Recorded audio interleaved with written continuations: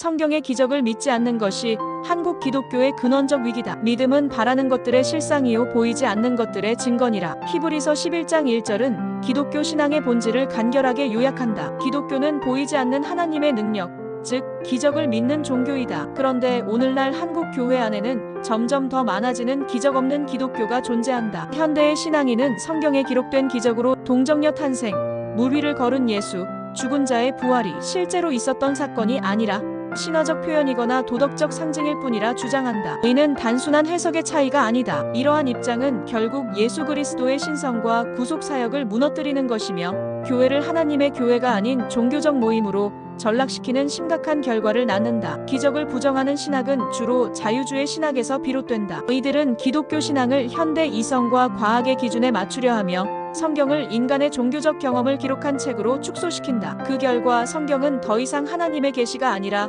문학작품이 되고 예배는 감격이 아닌 문화행사가 된다. 기도는 습관으로 남고 부흥은 과거의 신화가 된다. 더 큰 문제는 이러한 사고가 신학교와 강단, 그리고 신자들의 신앙생활에까지 깊숙이 침투했다는 점이다. 기적을 믿지 않아도 예수님의 사랑은 배울 수 있지 않느냐는 식의 타협은 결국 복음을 도덕교육 수준으로 축소시키고 만다. 기적 없는 기독교는 실상 예수가 없는 기독교다. 기적은 단순한 초능력이 아니라 하나님의 구속사에 나타난 살아있는 역사이기 때문이다. 예수님의 기적은 그분이 하나님의 아들이며 죄를 이기고 죽음을 정복하신 분이라는 표적이었다. 기적을 믿지 않는다는 것은 결국 그분을 믿지 않는다는 뜻과 다름없다. 한국 교회가 위기를 맞은 진짜 이유는 숫자나 재정의 문제가 아니다. 성경을 그대로 믿지 않는 신앙의 위기이며 그 핵심에는 기적을 믿지 않는 교회와 신앙인이 있다. 다시 기적을 믿자. 기적을 강요하자는 말이 아니다. 하나님은 지금도 역사하시며 우리가 기도하고 순종할 때 그분의 뜻이 이루어진다는 믿음을 회복하자는 것이다. 이것이야말로 살아있는 신앙, 살아있는 교회로 가는 길이다.